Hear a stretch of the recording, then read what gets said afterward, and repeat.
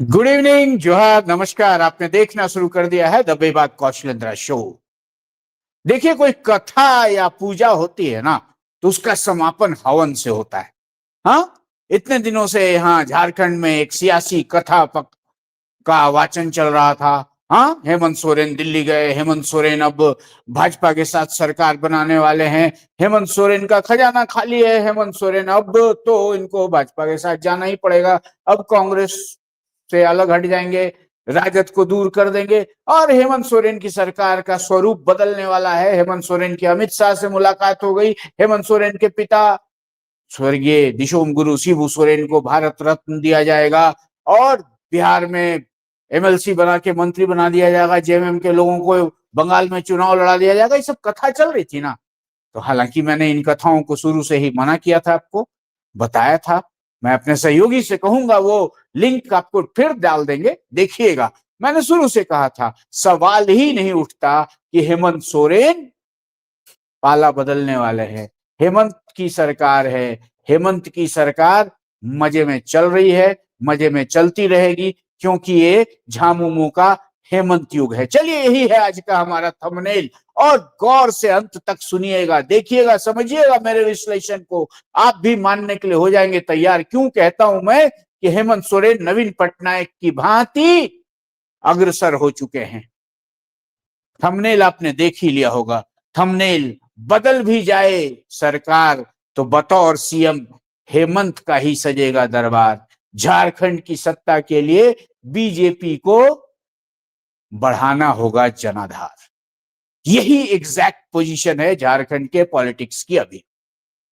हेमंत सोरेन की तुलना में बीजू जनता दल के पुरोधा नेता रहे, लंबे समय तक मुख्यमंत्री रहे नवीन पटनायक जी से करता हूं। नवीन पटनायक जी जो 2000 से लेकर 2024 तक उड़ीसा में बतौर कप्तान अपनी सरकार चलाते रहे, लोकप्रिय सरकार चलाते रहे। अब 2019 से जो झारखंड में, हालांकि हेमंत सोरेन पहले भी सीएम बने थे भारतीय जनता पार्टी के साथ, लेकिन अब 2019 से जो हेमंत सोरेन की सरकार बनी है, पुराने 100 दिनों वाली सरकार छोड़ दीजिए, 2019 से जो सरकार बनी है उसके बाद जो जनाधार जुटा है जेएमएम के साथ, हेमंत सोरेन के साथ, वो आपको ये मानने के लिए मजबूर कर देगा कि सूबे झारखंड की सियासत में फिलहाल हेमंत सोरेन से बड़ा कोई सियासी कद्दावर नहीं है। हेमंत सोरेन और नवीन पटनायक दोनों एक्सीडेंटल पॉलिटिशियन है। एक्सीडेंटल पॉलिटिशियन मतलब घटनाक्रम ऐसे हुए कि इन्हें राजनीति में आना पड़ा। नवीन पटनायक, उनके पिता बीजू पटनायक, इतने ख्याति लब्ध नेता, मुख्यमंत्री भी रहे उड़ीसा के, और उनकी तो जो ऐतिहासिक उपलब्धियां हैं वो तो आपको ज्ञात ही होंगी। एक कुशल पायलट सेना के, और उन्होंने कई देशों में अपना नाम कमाया। हाँ, इंडोनेशिया हो या भारत, हर जगह बीजू बाबू की धूम थी।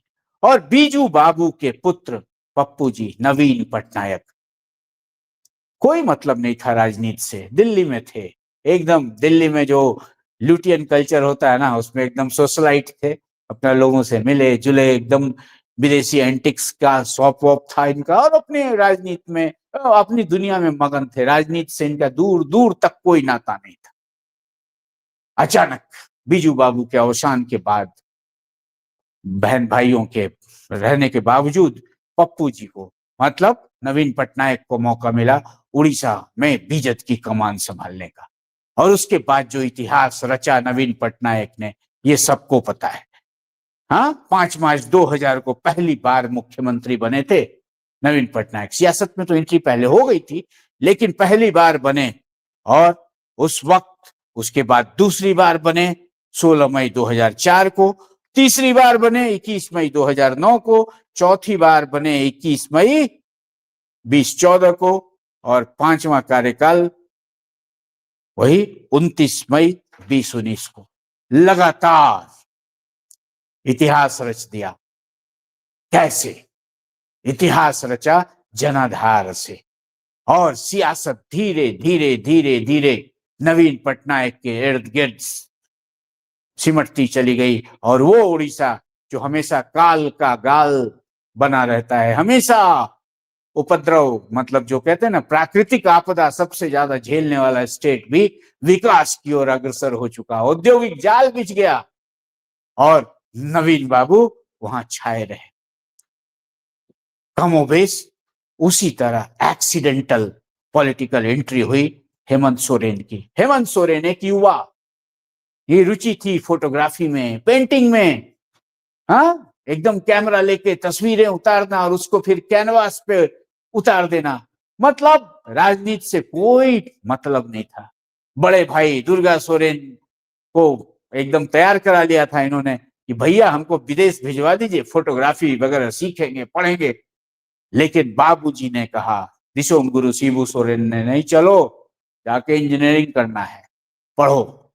आए मेसरा में इंजीनियरिंग की पढ़ाई शुरू की।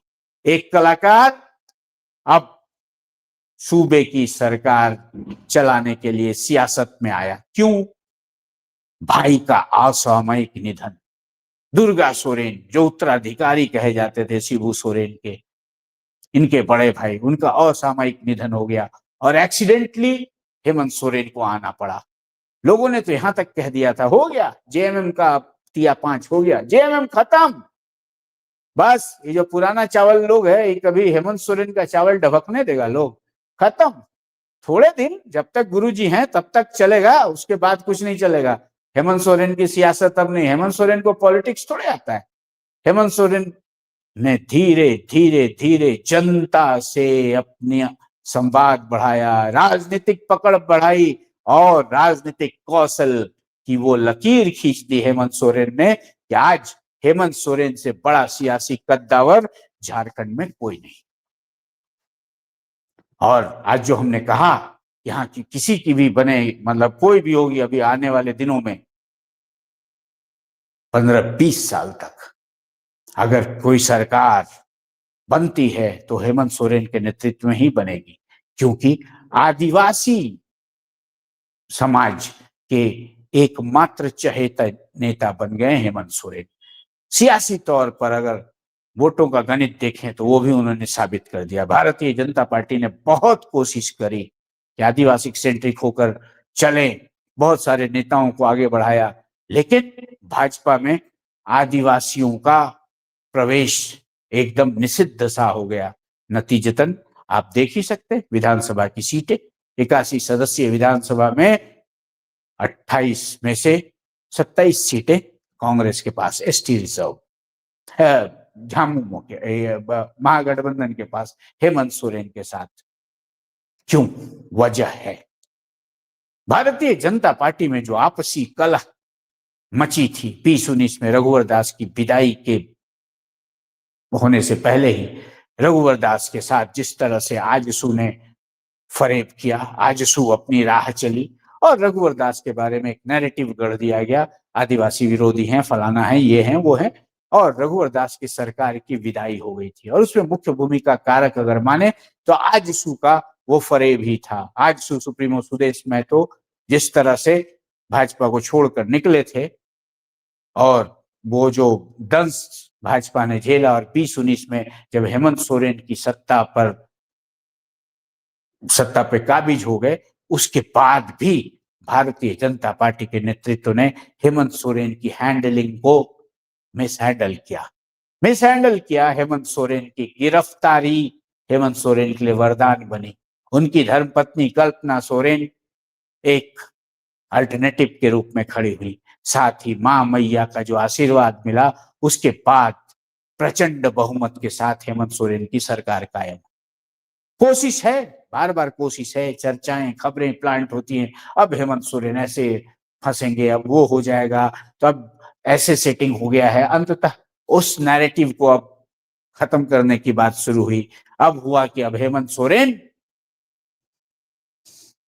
कांग्रेस को तोड़ रहे हैं, अलग सरकार बना रहे हैं, कांग्रेस को छोड़ रहे हैं, भाजपा के साथ सरकार बना रहे हैं। लेकिन हेमंत सोरेन ने अपने मौन और एकम्प्लिस पॉलिटिशियन का जो अंदाज है, उस तरह से सबको धत्ता बता दिया। जिस मां मैया की योजना को लेकर अभी एकदम छाती पीट रहा है ना लोग, उसका भी 2 किस्त आने वाला है। 15 तारीख तक संभवतया खातों में पैसे आने शुरू हो जाएंगे। मतलब सरकार चल रही है, लेकिन नैरेटिव गढ़े जा रहे हैं। अब आप कहेंगे कि आप नवीन पटनायक की बात कर रहे थे, कैसे नवीन पटनायक की भांति हेमंत सोरेन आगे बढ़ेंगे? बढ़ेंगे। मैंने ये भी कहा, बदलेगी भी सरकार तो सजेगा हेमंत का, बतौर सीएम हेमंत का ही होगा दरबार। मतलब भाजपा के साथ कोई गठबंधन नहीं होने जा रहा है। नवीन बाबू दो दफा भारतीय जनता पार्टी को लेकर बीजेपी की गाड़ी हाँकते दिखे थे उड़ीसा में। 2 दफा, पहली दफा 2000 से लेके 2004 तक, और दूसरी दफा 16 मई 2004 से लेकर 2009 तक। उसके बाद नवीन पटनायक ने भारतीय जनता पार्टी से एक सामान्य दूरी बनाकर रखी। हालांकि कांग्रेस का तख्ता पलटकर नवीन पटनायक की सरकार बनी थी, बीजेपी की सरकार बनी थी, लेकिन नवीन पटनायक ने दिल्ली की एनडीए सरकार हो या यूपीए सरकार हो, सबके साथ अपना बराबरी का अख्तियार रखा और उड़ीसा विकास के मार्ग पर अग्रसर रहा। भारतीय जनता पार्टी की भी जब सरकार, एनडीए की भी सरकार रही, अटल जी का जमाना हो, तो भी नवीन पटनायक ने जहां तक सहयोग करना हो वहां तक बीजेपी सियासी सहयोग किया, लेकिन अपनी आइडेंटिटी को कभी गुम नहीं किया। नवीन पटनायक का एक अपना वोट बैंक रहा और उसी वोट बैंक के बूते नवीन पटनायक करीब करीब 2.5 दशक तक वहां के सीएम उड़ीसा के बने रहे। अभी हाल में पिछले चुनाव में पहली दफा भाजपा को सत्ता सुख मिला और बीजेपी की विदाई हुई, लेकिन नवीन पटनायक की शख्सियत बरकरार रही। नवीन पटनायक की बीजेपी कभी भी भारतीय जनता पार्टी में समा नहीं पाई। हालांकि कभी आराना था और बस दिल्ली में आपको सहयोग चाहिए तो आप हमें यहाँ सहयोग करिए। कमोबेश वही स्थितियां झारखंड में भी बनती दिख रही हैं। अभी जो चर्चाएं आ रही है ना कि हेमंत सोरेन भाजपा के लोगों से मिल रहे हैं, दिल्ली में जा रहे हैं, हालांकि कोई तस्वीर नहीं आई, लेकिन उन उन चर्चाओं पर ये मत मानकर बैठ जाइएगा कि हेमंत सोरेन अब भाजपा के साथ कोई सरकार बनाने जा रहे हैं। बिल्कुल नहीं बनाने जा रहे हैं। हेमंत सोरेन का अपना जनाधार है और अपने जनाधार को खत्म कर वो सियासी आत्महत्या करने के लिए भाजपा संग किसी सरकार की कल्पना नहीं करने जा रहे। हाँ, रही बात महागठबंधन के दल कांग्रेस, विशेषकर कांग्रेस में जो जूतम पैजार मची है, तो उसका लाभ झामुमो को ही मिलेगा। और आने वाले दिनों में आप नोट करके रख लीजिएगा, आज जो मैंने कहा ना, इन कथाओं को आज विराम दे रहा हूं और आपको दावे के साथ कह रहा हूं कि नवीन पटनायक की भांति हेमंत सोरेन सूबे में अपनी सरकार हाँकेंगे। कल को झामुमो अकेले बूते सरकार चलाती दिखे तो भी आश्चर्य मत करिएगा, क्योंकि अब हेमंत सोरेन की पार्टी झामुमो सिर्फ संथाल सेंट्रिक पार्टी नहीं रह गई है, सिर्फ महतो मांझी मुस्लिम समीकरण पे नहीं चल रही है। आज भारतीय जनता पार्टी की जो आधुनिक संरचना है ना, उससे कम संरचना झामुमो की नहीं है। और सूबे झारखंड की बात करें तो सूबे झारखंड में तो झामुमो से ज्यादा सांगठनिक सुदृढ़ता आपको फिलहाल किसी भी दल में नहीं दिखेगी। और यही सच्चाई है, और इसी सच्चाई के मद्देनजर मैं दावे के साथ कह रहा हूं कि जैसे Pappu ji accidentally chief minister बने थे, वैसे ही हेमंत सोरेन एक्सीडेंटली पॉलिटिक्स में आए और सूबे की कमान संभालने का मौका इन्हें मिला। वो हेमंत सोरेन आने वाले दिनों में नवीन पटनायक से भी बड़ी लकीर खींचते आपको दिखेंगे, ये तय मान लीजिए। क्योंकि सूबे में जो प्रतिपक्ष की हालत है और जो वोटों का गणित है, उसमें जिस तरह का बिखराव है, उस बिखराव में भारतीय जनता पार्टी को तो विशेषकर अपना जनाधार ढूंढना पड़ेगा, बढ़ाना पड़ेगा। क्योंकि जो जनाधार भारतीय जनता पार्टी के पुरोधाओं ने यहाँ एस्टैब्लिश किया था, उसको धीरे धीरे स्थानीय क्षत्रपों की खींचतान ने तार तार कर दिया। हालांकि अब ये भी खबर चलने लगी है, जब से कल नड्डा जी आए हैं देवघर में आए, भाजपा का भोला बाबा का पूजा किए, भाजपा के कार्यालय का उद्घाटन किए, कार्य समिति की बैठक किए, उसके बाद ये खबरें भी चलने लगी कि अब भाजपा के पुराने धुरंधरों को किनारे लगा दिया जाएगा। मैं उससे भी सहमत नहीं हूं, क्योंकि भाजपा को पुराने नए सबों को लेकर जनता के बीच जाना होगा। हालांकि कल नड्डा जी ने भी ऐसा ही कहा कि आप सिर्फ व्हाट्सएप में मत चलाइए संगठन, व्हाट्सएप से संगठन नहीं चलता है। जो बातें हम कहते थे वही नड्डा जी ने भी दोहराई, व्हाट्सएप से नहीं चलना, जाइए जनता के बीच जाइए, हाँ बैठिए, लोगों से बात करिए, चाय चौक चौराहों पर, चाय की दुकानों पर, मतलब अपने जनाधार को अगले 5 साल तक दुरुस्त करिए। तो नड्डा जी ने भी इनडायरेक्टली ये बता दिया कि हेमंत सोरेन के साथ सरकार बनाने जा रहे हैं या सरकार का कोई तालमेल होने जा रहा है, ऐसा कुछ नहीं है। हाँ, ये खबरें जो आती रही ना, अब हेमंत सोरेन करेंगे क्या भाई, कैसे हेमंत सोरेन चलाएंगे, हेमंत सोरेन के पास खजाना तो नहीं है, हेमंत सोरेन कुछ नहीं है, मिनरल रिच स्टेट है झारखंड। झारखंड को इतना कुछ दे रखा है ना प्रकृति ने, उसी से झारखंड आपको बदलता दिखेगा। नहीं, अगर आपको मेरी बात पे भरोसा नहीं हो तो जो लोग पहले के उड़ीसा को देखे होंगे और नवीन पटनायक के दौर के उड़ीसा को देखे होंगे, उनसे जाकर पूछिए, देखिए, यूं ही नहीं नवीन बाबू ने 2.5 दशक शासन किया था और उसी तर्ज पर अग्रसर दिख रहे हैं हेमंत सोरेन। मां मैया का तो आशीर्वाद है ही, और बाकी जो मतलब शासनिक प्रशासनिक परेशानियां होती हैं, उन परेशानियों से बहुत जल्द निकलते दिखेंगे आपको हेमंत सोरेन। तो फिलहाल ऐसी खबरें जब आपके सामने आए कि दिल्ली में मंत्री, झारखंड में मुख्यमंत्री, फलाना भाजपा के साथ याराना, तो ऐसा बिल्कुल नहीं होने जा रहा है। हाँ, भाजपा के साथ संबंध होगा हेमंत सोरेन का, लेकिन नवीन पटनायक वाले स्टाइल का। पहला दौर तो हो चुका है जब भाजपा के साथ सरकार बनाए थे, अब वो दौर आने वाला नहीं है।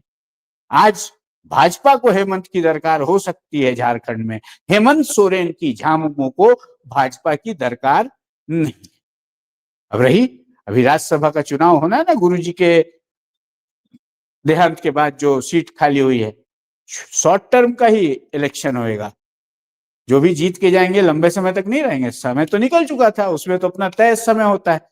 तो उसमें देखिए कांग्रेस की तरफ से खींचतान होती है, कांग्रेस वाले दावा कर रहे हैं ना कि हमारा सीट होगा, हमको मिल जाना चाहिए, फलाना होना चाहिए। उस वक्त हेमंत सोरेन का जब अप्रोच देखेंगे तो आपको क्लियरली स्पष्ट हो जाएगा कि हेमंत सोरेन अपनी हिम्मत का नजराना दिखाकर सरकार चलाएंगे। तो फिर थंबनेल दिखाकर शो खत्म कर रहा हूं और दावे के साथ कह रहा हूं, वही है ना हमारा आज का थंबनेल। किसी की भी सरकार होगी, यहाँ सरकार कोई भी हो सरकार, बतौर सीएम हेमंत का ही सजेगा दरबार। झारखंड की सत्ता के लिए बीजेपी को बढ़ाना होगा जनाधार, ऐसा तो नड्डा जी ने भी कह ही दिया। चलिए, सनसनी नहीं सच्चाई जाननी हो तो देखते रहिए बेबाक कौशलेंद्रा शो। और मेरा कोई विश्लेषण अगर पलटा हो तो कमेंट करके जरूर बताइएगा, क्योंकि पत्रकार पत्रकार के बारे में जो धारणा बनी है, तो धारणा बदलनी चाहिए। पत्रकार तो निष्पक्ष होता है। हेमंत सोरेन आज मजबूत दिख रहे तो बता रहा हूं, कल को भाजपा दिखेगी वो भी बताऊंगा, कमियां भी बताऊंगा, क्योंकि हम जनता के लिए हैं, किसी सरकार, किसी सत्ता के लिए नहीं।